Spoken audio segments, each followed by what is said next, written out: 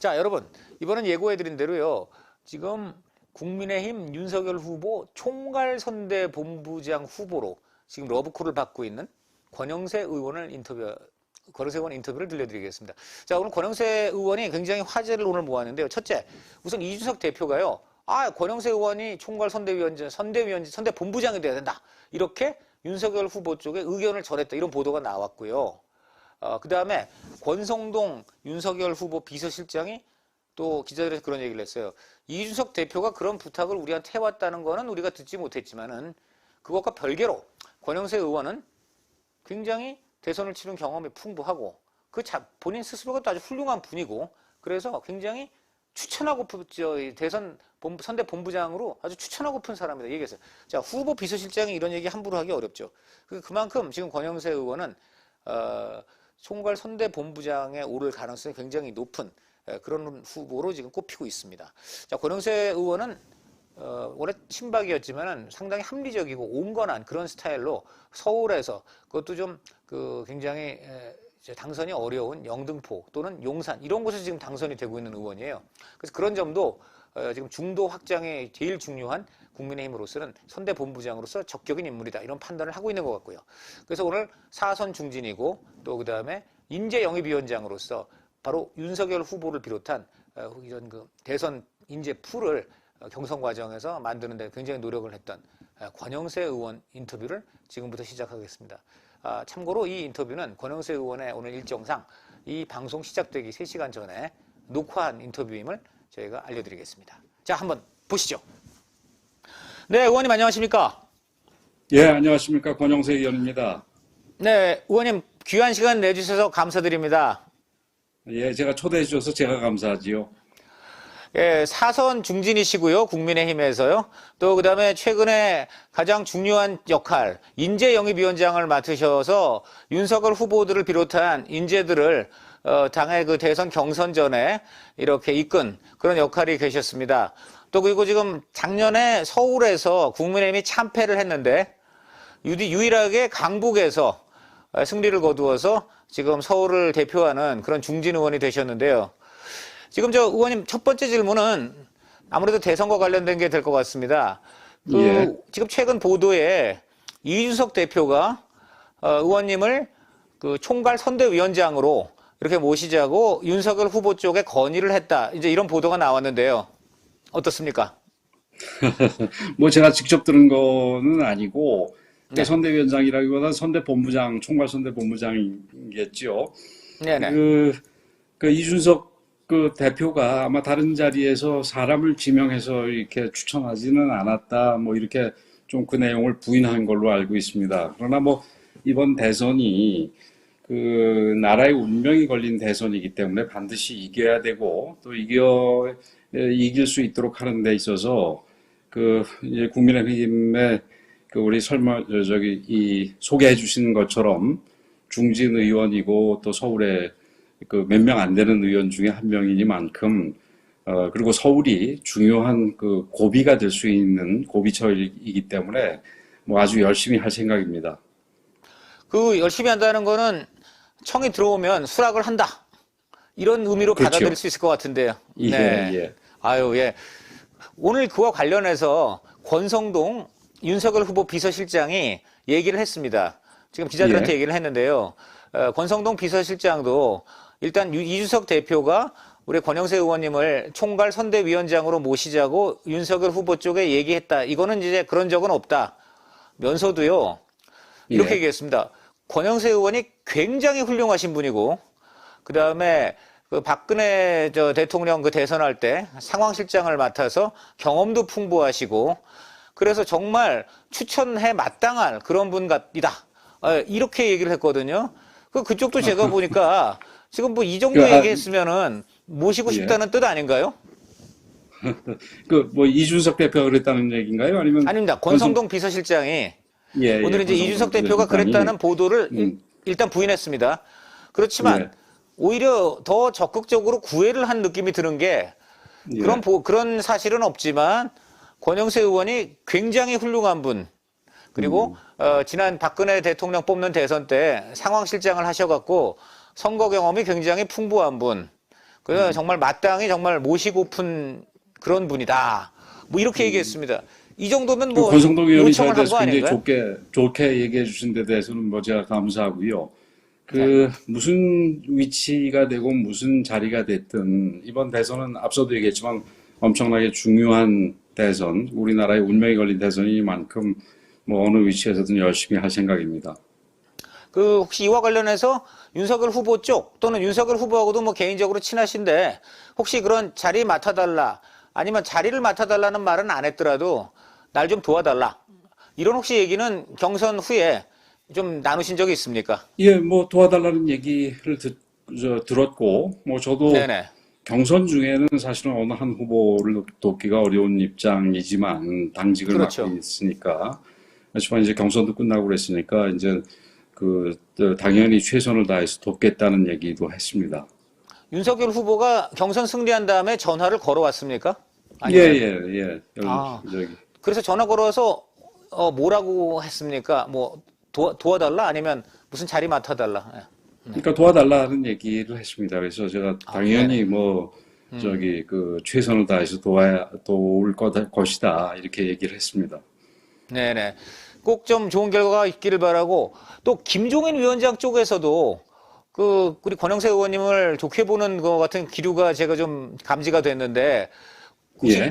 김종인 위원장 쪽에서도 그 선대위원장 좀 맡아주면 좋겠다. 혹시 이런 의향이 전달된 건 없습니까? 김종인 비대위원장님하고는 그 최근에 무슨 그런 얘기를 포함해서 이렇게 커뮤니케이션 소통을 한 적은 없습니다.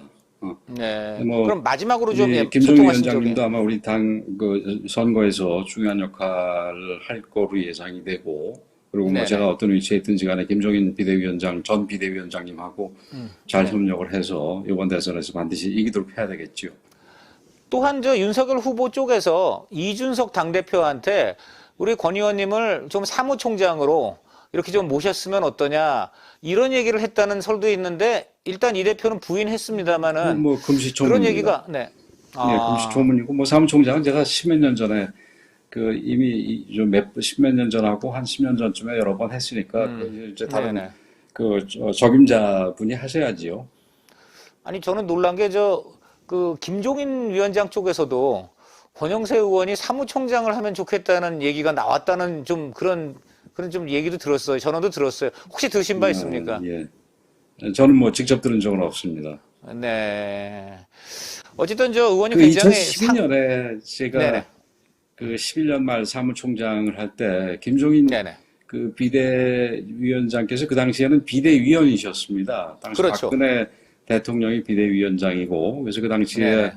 그 비대위원과 저희 사무총장으로 호흡을 맞춰본 기억이 있어서 아마 그때 일을 생각하시고 있는 것 같습니다. 혹시 그때 김종인 위원장하고 어떤 에피소드 같은 거 있으면 좀 하나 소개해 주십시오. 저희 당시는 이제 총선을 눈앞에 두고 있을 때라 되나가지고 총선 네. 그 승리를 위해 가지고 그때 우리 당이 굉장히 어려운 상황이었었습니다. 그 네네. 기억하시겠습니다만은 당 색깔이 우선 파란색에서 빨간색으로 아주 그렇죠. 급할수도 변하고 이름도 그 한나라당에서 새누리당으로 바뀌고 뭐 이럴 때 아니었습니까? 그래서 뭐 예. 100%그 사람들이 100% 의견에 일치를 할 수는 없겠지만 어쨌든 서로 제가 주로 이렇게 잘 그 비대위원으로 모신 편이지요, 당연히. 네. 그래서 그 모셔가면서 열심히 해가지고 그 결과 뭐 저는 떨어졌습니다만은 그 당시 아이고. 총선 네. 결과는 모든 사람들의 예상을 뒤엎고 그 우리가 과반수를 그 얻는 그런 네. 그 승리를 한 기억이 있습니다. 그렇죠. 예. 그래서 어게인 지금 2012년 총선 대선 그거를 좀 그렇죠. 이제 어떻게 좀 희망을 하면서 선대위가 구성될 것 같은데 이번에 좀 예. 그 대선에서 역할하시면서 대선에서 이번에 이길 수 있겠다. 뭐 이런 예상을 좀 하십니까? 어떻게 전망을 어떻게 하십니까? 전반적으로. 뭐 우선 우리 여론조사상으로도 뭐 나왔듯이 지금 이게 여론조사 수치를 얘기하는 거는 뭐 좀 문제가 있을 겁니다. 그래서 구체적으로 네. 수치는 얘기 안 하겠습니다만은 정권 교체를 열망하는 분들이 그 정권 재창출한 그를 지지하는 분들보다 압도적으로 많은 상황 아니겠습니까? 그리고 그렇죠. 우리 예. 윤석열 후보가 뭐 정치 신인이지만 그 경선 과정에서 아주 좋은 퍼포먼스를 보였고, 또 이재명 후보 같은 경우는 뭐 대장동을 비롯해서 여러 가지 문제가 있지 않습니까? 물론 우리 후보에 대해서 고발사주 이런 얘기가 있긴 하겠습니다만, 그거는 뭐 이 관제 이 문제점이라고 저는 생각을 합니다. 지금 뭐 공수처에서 네.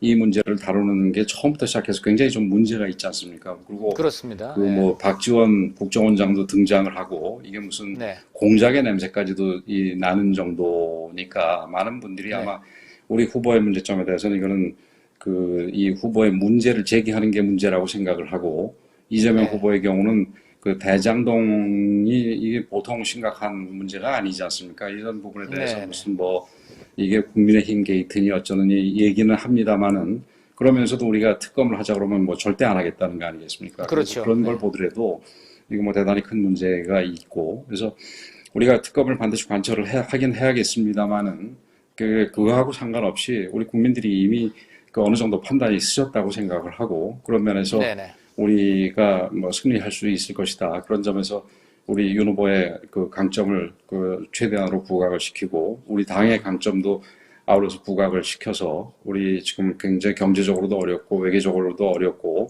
또 뭐 여러 면에서도 쉽지 않은 앞으로 미래도 불투명한 상황에서 우리 당과 우리 당의 윤석열 후보가 돼야지 우리나라가 다시 미래로 도약할 수 있다라는 것, 또 우리 사회가 다시 그 비상식적인 사회에서 불공정한 사회에서 공정하고 상식적인 사회로 바뀔 수 있다라는 것을 잘 설명을 하면은 충분히 납득을 하실 수 있으리라.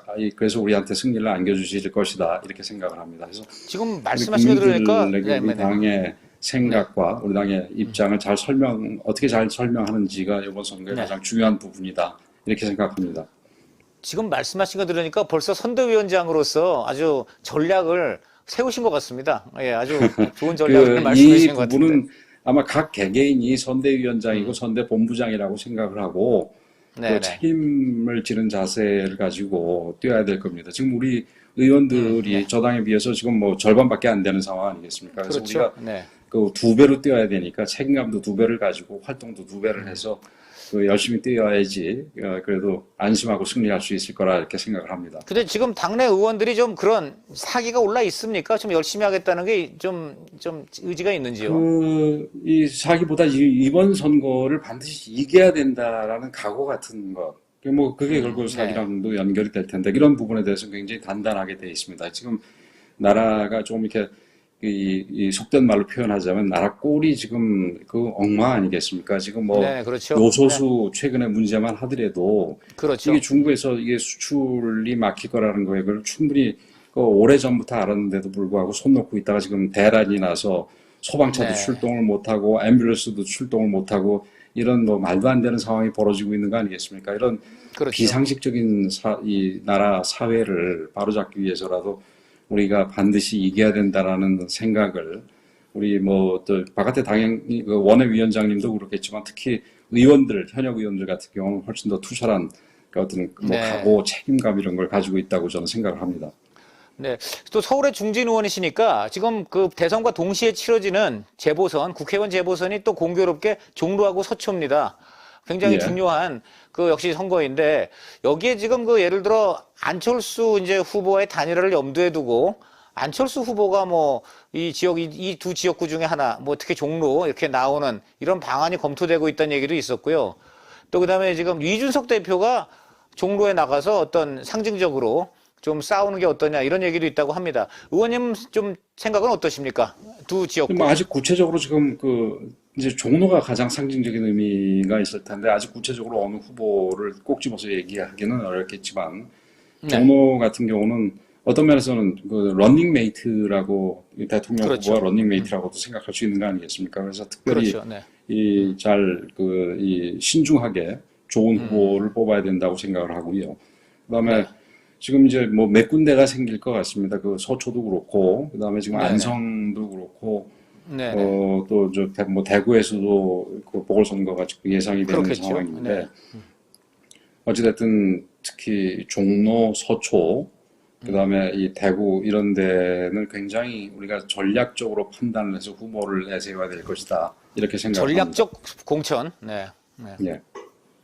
그렇다면 아까 말씀드린 뭐 안철수 후보부터 이준석 대표까지 어떤 그 대선 관련해서 중요한 사람들 공천하는 전략도 검토를 해봐야 된다. 이렇게 봐야 되겠습니까? 모든 가능성을 열어놓고 봐야 된다, 네. 생각을 해야 된다, 이렇게 봅니다. 네네. 그러니까 거기에 굉장히 또 좋은 예지를 발휘하실 것이라고 믿고요. 그리고 이제 개인적으로는 윤석열 후보하고는 학창시 대학 같이 이제 하시고 개인적으로 잘 알지 않으십니까? 예. 예, 좀 예. 어떻습니까? 예. 좀 개인적으로. 뭐, 또 그런 면에서 제가 나름대로, 그러니까 이 공식적인 직함과 관련 없이, 할 수 있는 역할이랄까요?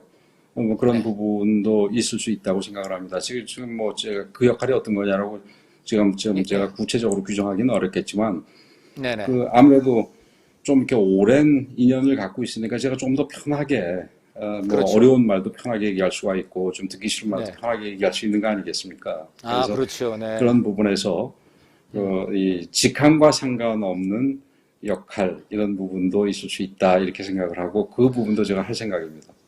원래 이저 후보 되기 전에 또 이 당이 되기 전에는 이 당이 오기 전에는 뭐 이제 사적으로는 친한 사이인데 그때는 어떻게 부르셨습니까? 성녀라 이렇게 부르십니까? 어떻게 부르셨습니까? 이제 뭐 다 성인이 된다면 그렇게 얘기는 잘 안 하고요. 뭐 나중에 네. 술자리가 막 이렇게 한참 진행된다면은 뭐 그럴 수도 있겠지만 보통은 네네. 그러니까 총장 때는 윤 총장 뭐 이렇게 네. 부르는 거고, 그다음에 네네. 그전에는 뭐 윤 검사장 뭐 이런 식으로 부르고 뭐 이런 식이죠. 그러니까 뭐 반대로 이름 부르고 윤석열 이럴 후보 때는 아만 아 나이 들어서는 그게 아무리 그렇죠. 가까워도 그렇게 예. 잘 안 되지 않습니까? 그렇죠. 예. 이 맨정신에는. 그러면 저 윤석열 후보 쪽에서는 우리 의원님을 보통 어떻게 부릅니까? 그러니까. 뭐 선배님, 형님 아 그렇게 그렇죠. 얘기를 예. 하지요. 예. 지금 서울 법대 2년 선배시던가요? 예, 예, 그렇게 되시는 거죠. 예. 그리고 예. 학회도 같이 하신 걸로 지금 들었고. 우리 강 기자님 그 아버님 돌아가신 아버님 다 제자들입니다. 그래서 아이고, 그때 그 여기서 형사학회 또 저희 학회를 같이 아버님 얘기를 해. 해가지고 그래서 그 네네. 아, 학회에서 네. 이제 제가 2년 선배로 회장을 하고 있었고 우리 윤석열 네네. 후보께서 이제 1학년 때 네네네. 회원으로 와서 같이 형사학회 활동을 아유, 했었지요. 네네네. 어쨌든 그런 개인적인 인연까지 해서 정말 좋은 팀을 이루셔서 원하시는 목표에 이르시기 바라고요.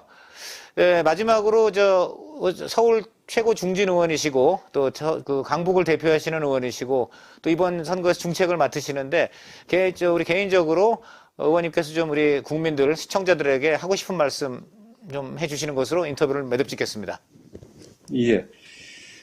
사실은 우리 보수정당, 우파정당, 국민의힘과 그 전신 정당들이 우리 국민들께 그 많은 실망도 드리고 그런 그 경험들이 있습니다. 그러나 국민의힘이 뭐 정당 이름도 바뀌고 하면서 많은 그 변신의 노력을 했고 그 결과 최근에 우리 국민의힘에 대해서 다시 관심을 보여주신 부분에 대해서 굉장히 감사하게 생각을 하고 우리는 여기서 멈추지 말고 우리 지금 대한민국이 굉장히 어렵고 비정상 이 몰상식이 파묻히는 사회가 되고 있는 부분에 대해서 그렇게 만든 여당과 지금 정부의 책임뿐만이 아니라 여당과 정부가 의 탄생이 가능하게 한 우리 책임도 있다라는 큰 책임의식을 가지고 앞으로 우리 대한민국이 다시 미래에서 도약을 하고 정상적으로 상식적으로 공정한 대한민국으로 돌아올 수 있도록 저희들이 최선을 다하겠다.